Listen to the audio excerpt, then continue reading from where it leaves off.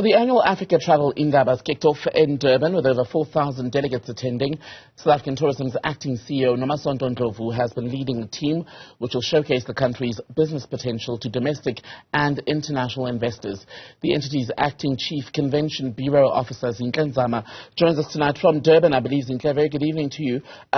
Welcome to News at Prime. How do you assess the success of your mission so far this week? Certainly, good evening to you and your viewers. If you look at Africa Travel Indaba, we came back with a huge return. The message was clear. We needed to come back, to our pre-COVID times numbers. So the numbers, but also the growth has been amazing. I mean, if you look at our pre-COVID numbers, we clocked just over 6,000. So that number has been exceeded. We are looking at about 6,500 delegates that came on the first day to participate at Africa Travel Indaba. So it's been a great success, but also from the growth point of view. It comes at an interesting time for yourselves, though, as an agency, because you've been making news headlines for all the wrong reasons. And I wonder how much the controversies of the last few weeks are playing into the conversations. Has it come up perhaps with investors who want to know if they can trust you guys to lead this mission on behalf of the country? You said it so well. Our exhibitors, they are here for one purpose and one purpose only, to do business.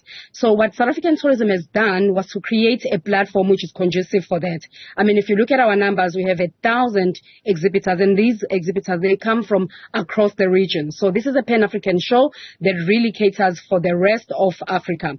So we have 1,000 of these exhibitors who are here for a sole reason to really connect with our investors. Who are our investors? Our investors, they come across the globe to come to South Africa for a purpose of really placing their business into our exhibitors who are on the floor. So yes, it's about creating a conducive platform for our exhibitors to really be afforded an opportunity to have these global investors who literally come for one reason and one reason only, to invest into the African tourism sector. And what are the goals, the targets, the objectives to which we as citizens can point to and say, well, this was the set of aims or targets going into the gathering, and we can all be able to measure and follow and decide whether or not the hosting of this gathering has in fact been worth the money spent? Certainly. So how we measure our success is through the economic impact. So what is the direct spend that we leave in Durban in particular?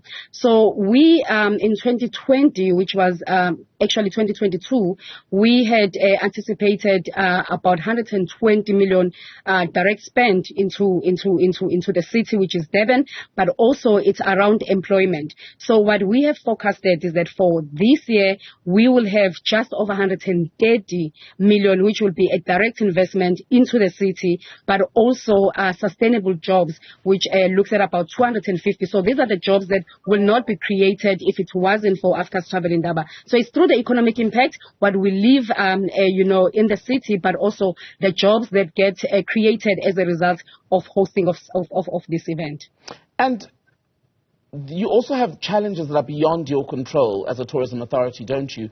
Earlier I was speaking, for example, to Gauteng Tourism about the fact that with many of the cities that you will be trying to sell as tourism attractions, people will point to the issue of the rolling power cuts, stage 6 currently. That means in some areas people are without electricity for 10 hours a day.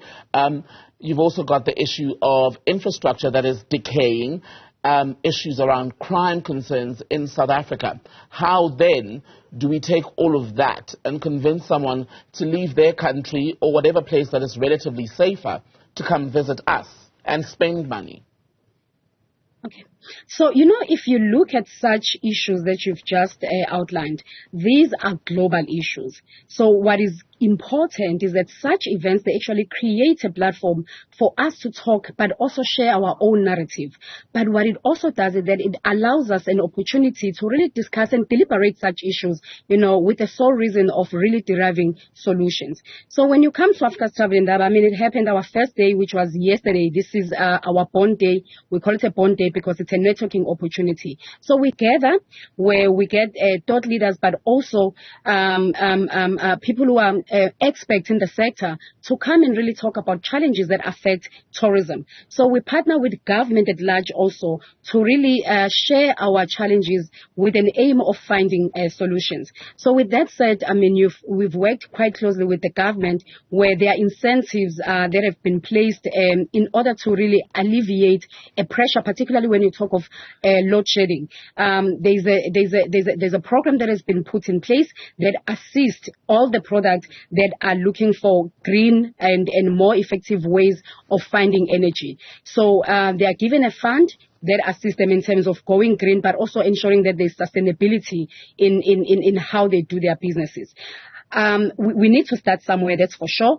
And there is that a keenness, but also a drive from the sector at large in terms of finding solutions. So instead of us sitting and really saying we are expecting the government to do more, we as the sector, we are doing it, starting those conversations, but also with a hope of finding a sustainable solution moving forward. There are a number of challenges, as you said, but those challenges cannot stop us. If you understand the value of tourism and what it does for each and every country, it is important that we put that message forward, but also find solutions which will be of a greater benefit for the economy, but also for our people, which is the most essential part that we are doing tourism for. Zinhle Zama from SA Tourism, thank you so much for your time.